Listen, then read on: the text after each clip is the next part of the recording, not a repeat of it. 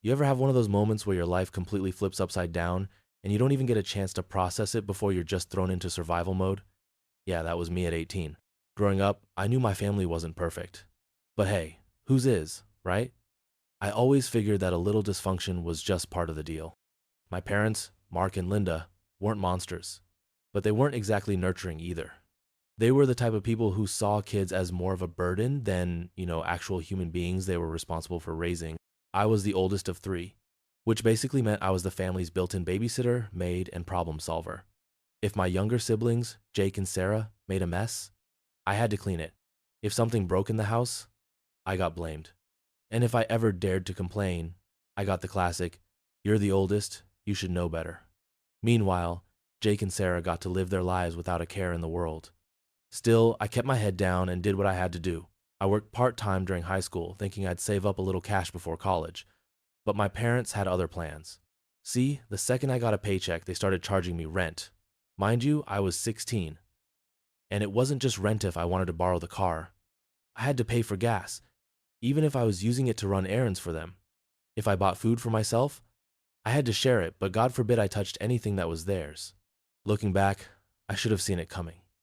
But at the time, I thought I'd at least get a few more years to figure my life out. I mean, most parents want to help their kids transition into adulthood, right?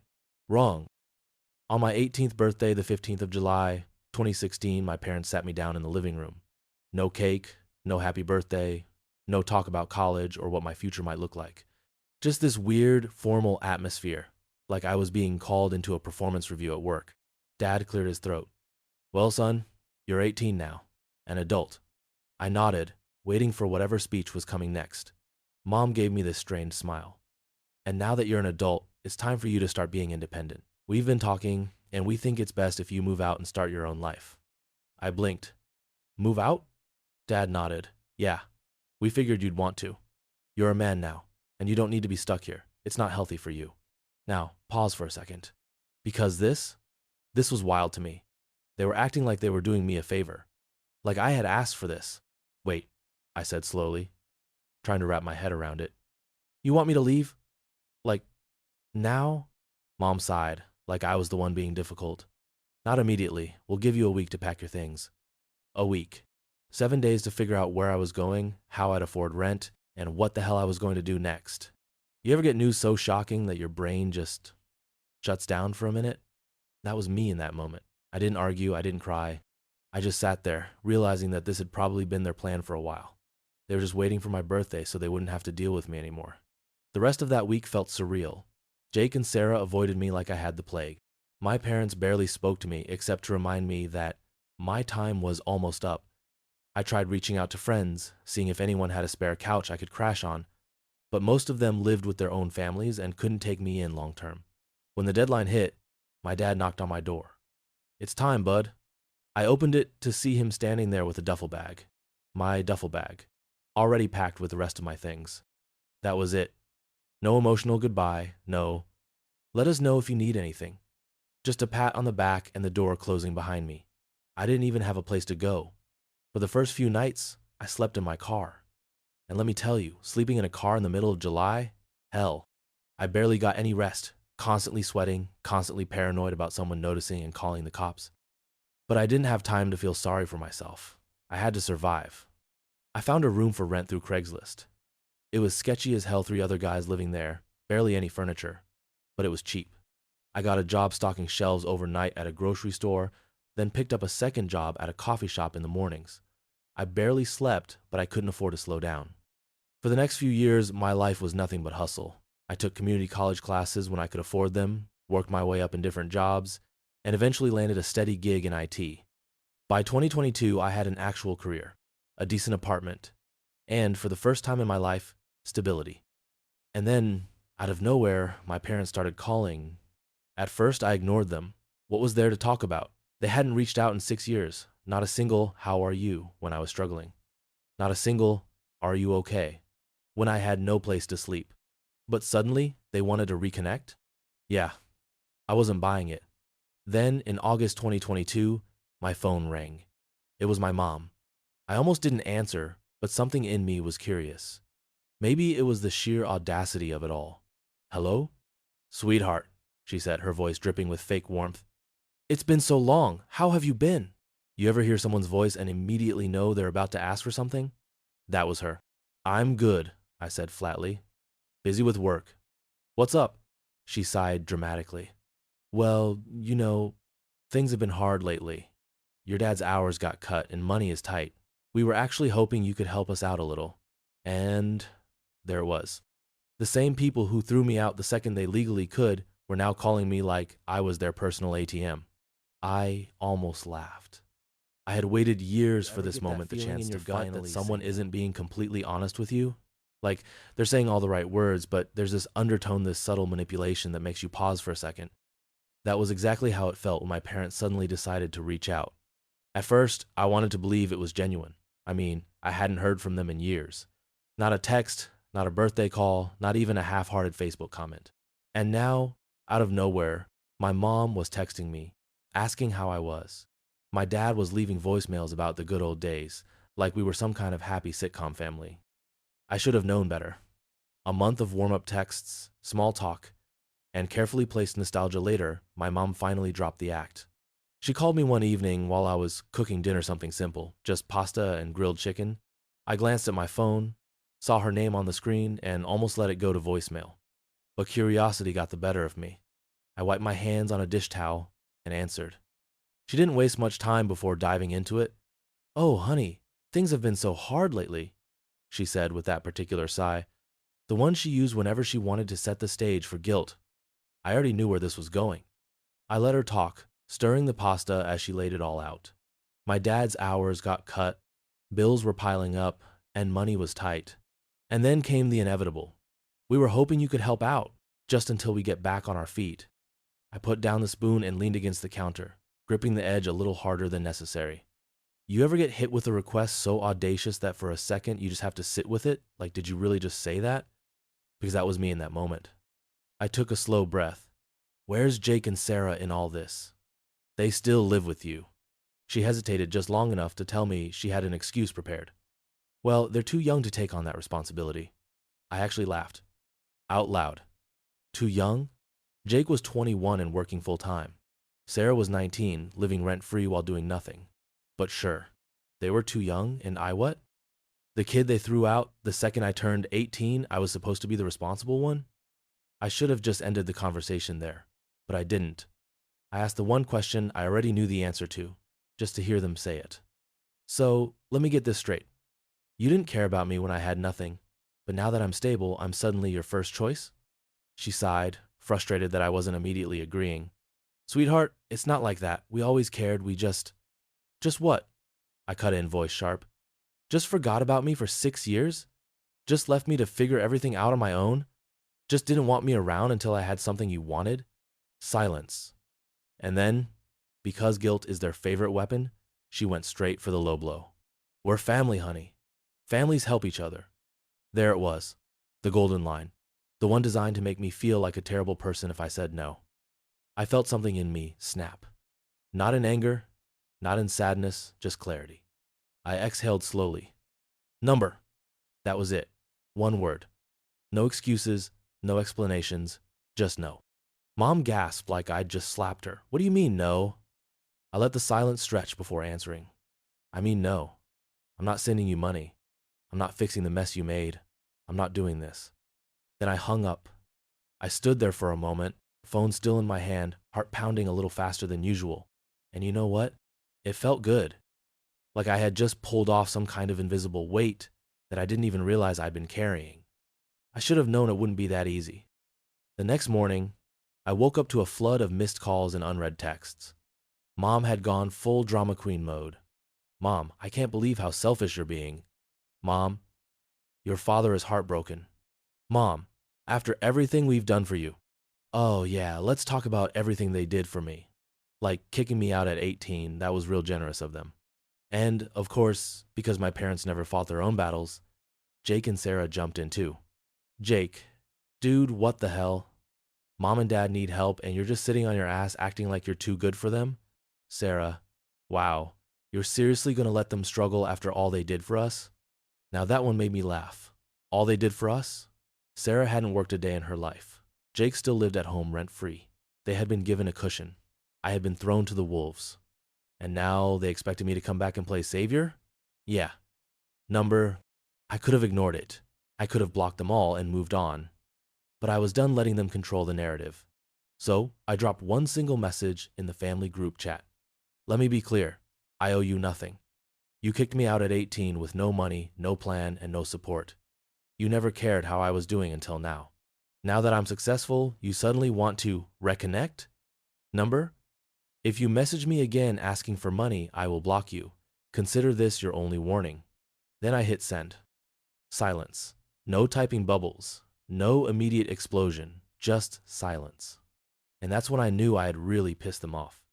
For a moment, I thought maybe, just maybe, that was the end of it. My parents wouldn't take no for an answer. For the next few weeks, they relentlessly pushed, trying to wear me down. It wasn't every day, oh no. They were smarter than that. They spaced it out, giving me just enough time between calls to almost let my guard down before hitting me again. The first call was about overdue bills. The next one was about my dad's car needing repairs. Then, suddenly, my mom had medical issues she couldn't afford to handle. It was endless. And each time I gave them the same answer. Number. At first, my dad kept it civil, like he was trying to negotiate. Just a little help, son. You don't have to cover everything, just give what you can. I wasn't an idiot. That was step 1 in the manipulation handbook, make it sound reasonable so that when you say no, you're the one being unreasonable. I shut it down. I already told you I'm not sending you money. His patience lasted a couple of weeks. Then, one night, he snapped. You're being selfish, he growled through the phone. We raised you, and now when we need help, you just turn your back on us? I almost laughed. You raised me? Really? Because what I remember is getting kicked out the second I turned 18 with no money and no plan, so don't act like you sacrificed for me. Silence. A heavy, dead silence.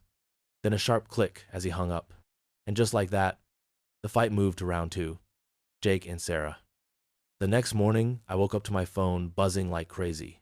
A wall of texts from my brother and sister. Jake came in swinging first. Jake, why are you being such an ass? Mom and dad need help, and you're just sitting on your high horse acting like you're too good for them. Then Sarah, with her usual passive-aggressive guilt trip. Sarah, wow, you really just don't care, do you? I sighed, rubbing a hand down my face. Of course. My parents had fed them some sob story, conveniently leaving out the part where they had abandoned me when I needed them most. They had probably painted this picture where they were struggling, helpless victims, and I was the evil, ungrateful son who had turned his back on family. I stared at my phone, debating how to respond. Part of me wanted to ignore them, let them think whatever they wanted. I didn't owe them an explanation. But another part of me was furious, livid, because this wasn't just about money. This was about the fact that after everything, they still thought they had the right to make me feel guilty, like I was the bad guy for finally putting myself first, and I was done letting them spin the narrative. I typed out a single message in the group chat. Let's get something straight. Mom and dad kicked me out the second I turned 18. I had no savings, no plan, and they didn't care what happened to me. Now that I'm successful, suddenly I'm family again. Number, I owe them nothing. And if you two want to keep playing their game, that's on you. But do not text me again trying to guilt trip me. Consider this your final warning. Then I hit send. For a moment, there was silence. No typing bubbles, no immediate explosion, just nothing. And that's when I knew I had really pissed them off. For the rest of the day, my phone stayed eerily quiet. No new messages, no missed calls. And you'd think I'd feel relieved, right? Like finally, they got the message. But no, because if there was one thing I knew about my family, it was that they never gave up this easily. They were planning something, and I wasn't wrong. The next day, my phone rang. Unknown number. I frowned, hesitating for a second before answering. Hello? A voice I hadn't heard in years came through the line. Adam. I nearly dropped the phone. It was my grandmother. Now, let me give you some context here. My dad's mom was the only person in our extended family that I had ever gotten along with. She wasn't warm and affectionate, but she was fair. Growing up, she was the only adult who didn't immediately take my parents' side when I got blamed for things. She had this blunt, no-nonsense way of calling things out, and I had always respected that. So when she called me out of the blue, I knew this wasn't just a social call. What's going on? I asked, already bracing myself. She sighed. Your parents came to me last night telling me all about how you've abandoned them in their time of need. There it was. The final play in their book go to someone they knew I respected and try to get them to mediate. I groaned. And let me guess, they left out the part where they threw me out at 18 and didn't check on me for 6 years? Oh, of course, she said dryly. I had to drag that part out of them. I let out a sharp laugh. Yeah, sounds about right. There was a pause. Then she said, I'm not calling to convince you of anything, Adam. I just want to hear it from you. Do you really want nothing to do with them? And that one question made something in me ache. Because it wasn't that simple, was it? It wasn't just about money. It was the years of neglect. The way they had discarded me like an old appliance the second I turned 18. The way they had only remembered I existed when they needed something from me. I sighed, running a hand through my hair. I don't know, I admitted. I just know I'm done being used. Grandma was quiet for a moment, then she said, That's fair. And that was why I respected her. Just don't let this eat you up inside, she added. Anger is a heavy thing to carry. I swallowed. Yeah. After we hung up, I sat there for a long time, staring at the wall. I had always thought that, deep down, my parents would eventually realize what they had done, that they'd regret how they treated me. But now I knew the truth. They didn't want to fix anything, they just wanted their golden ticket. And that was the moment I decided I was truly done. Where all the frustration, all the resentment, everything you've been holding back just spills out? Yeah, that was me. After weeks of calls, guilt trips, and family drama, I had finally hit my limit. It wasn't even about the money anymore. It was the entitlement. The fact that these people, who hadn't cared whether I lived or died for 6 years, suddenly felt like they had a right to demand my help. I was done. So the next time my mom called, I didn't even give her the chance to start. Let's be clear. I said the second I answered. You kicked me out when I was 18. You didn't care about my future, my safety, or how I'd survive. You made it very clear that I wasn't your problem anymore. Well, guess what? That works both ways. You are not my problem. She sucked in a sharp breath like I had physically hit her. Adam, please. I wasn't interested. No, Mom. You don't get to please me. You had a choice. You chose to throw me out. You chose to pretend I didn't exist until you needed something. And now that I'm doing fine without you, suddenly I'm supposed to care? Her voice cracked. You don't understand. We had no choice. I laughed. Actually laughed. It wasn't even funny, but the sheer audacity of it was unreal. Oh, you had a choice. You just didn't want to deal with the inconvenience of having an adult kid in your house. You wanted to be done with me. And you were. So don't expect me to inconvenience myself now. She was full on crying at this point. Maybe some part of me should have felt bad. But I didn't. Because this wasn't real remorse. This was just her panicking because the backup plan, the walking ATM, she thought I'd become was slamming the door in her face. She tried again, voice shaking. Adam, we're family. Please don't do this. And that was when I delivered the final blow. Do not call me again asking for money. Ever. If you do, I'll block your number. Then I hung up. I stood there for a second, phone still in my hand, heart pounding. It felt like an out-of-body experience. Like I had finally said everything I'd wanted to for years but never allowed myself to. And I wasn't done because I knew my parents. Knew that the second my mom recovered from the shock, she'd be spinning some dramatic story to Jake and Sarah about how I had cruelly abandoned them, how I was selfish and heartless. And I wasn't about to let them twist the narrative. So I opened the family group chat and typed out a message. Since I was kicked out at 18, I have taken care of myself alone. Now that I'm successful, I refuse to be treated like a walking ATM. If you keep harassing me for money, I will cut contact permanently. This is your only warning. Then I hit send and waited. Jake and Sarah? Silent. My parents? Furious. And me? I had never felt freer. For about 2 days, there was peace. No calls, no texts, no new numbers trying to reach me. And for a second, I thought, maybe this actually worked. Maybe they finally got the message. I should have known better. Because on the third day, I got a call from an unknown number. I stared at it for a second before answering. Hello? A familiar voice, one I hadn't heard in years, came through the line. Adam. It was my grandmother. Now, let me explain something about my grandma. She wasn't like my parents. She wasn't warm exactly, but she was fair. She didn't blindly take sides. She called things as she saw them. Growing up, she was the only person in my family who ever actually listened to me. So when she called out of the blue, I knew she wasn't just checking in. I sighed. Let me guess, my parents came crying to you? A pause, then a dry chuckle. You always were sharp.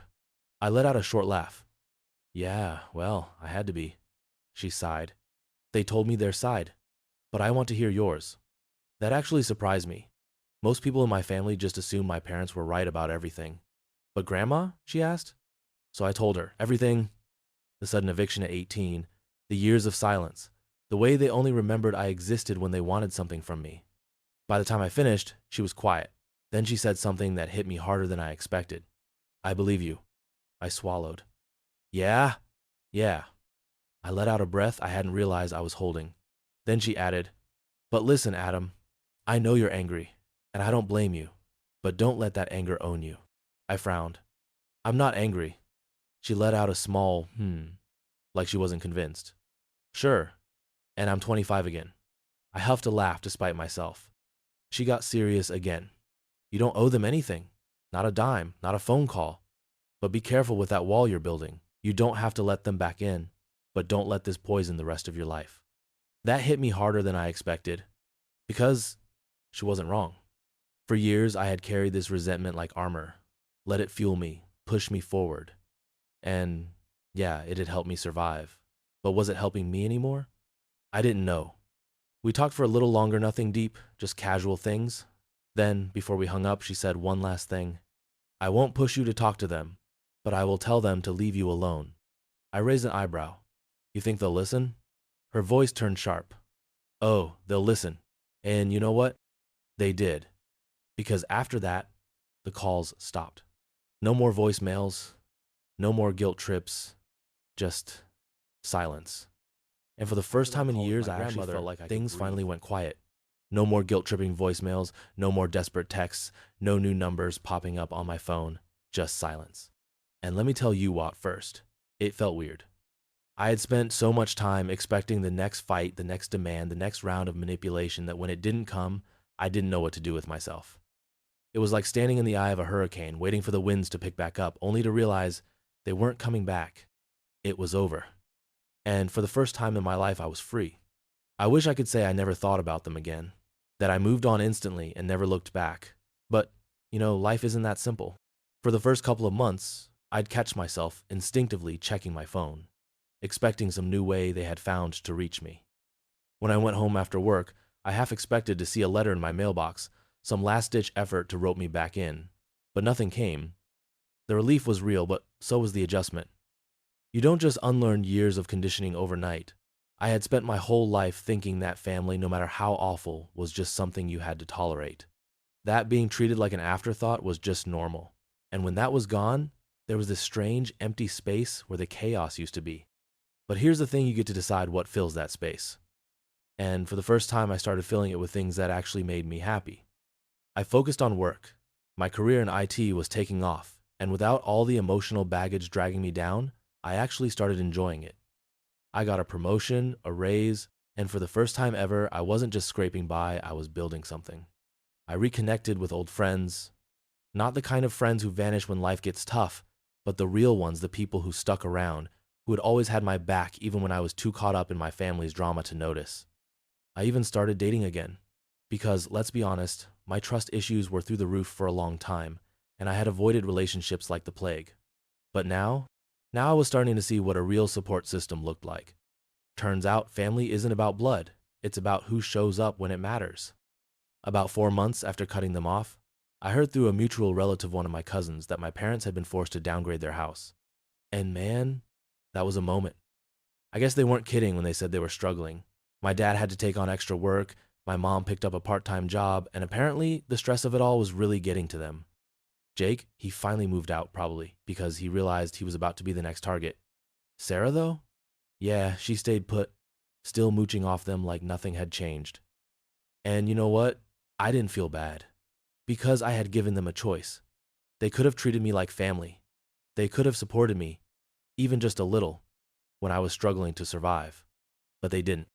And when you push someone away long enough, eventually they stop coming back. That's the part my parents never understood. They thought I'd always be there, that no matter what they did, they could just say the word and I'd come running. But I wasn't that kid anymore. A few months after that, I made the biggest move of my life. I bought a house. Me, the kid they kicked out with nothing, the one they expected to fail. I won't lie, when I signed those papers, I thought about them. I thought about how, if things had been different, maybe this would have been a moment I shared with them. But instead, I shared it with people who actually cared about me. My best friend was there, my girlfriend was there, my real family. And you know what? That was more than enough. Sometimes people ask me if I regret not helping them. Like, don't you feel bad? They're still your parents. And my answer is always the same. Number, I don't regret a damn thing. Because family isn't about obligation. It's about who shows up. And my parents? They showed me exactly who they were when they threw me out at 18. They didn't care if I survived. They didn't care if I failed. So why should I care now? I made it without them. I thrived without them. And I wouldn't trade my peace for anything. Have you ever had to cut off toxic family members? Let me know your story in the comments. I'd love to hear how you handled it.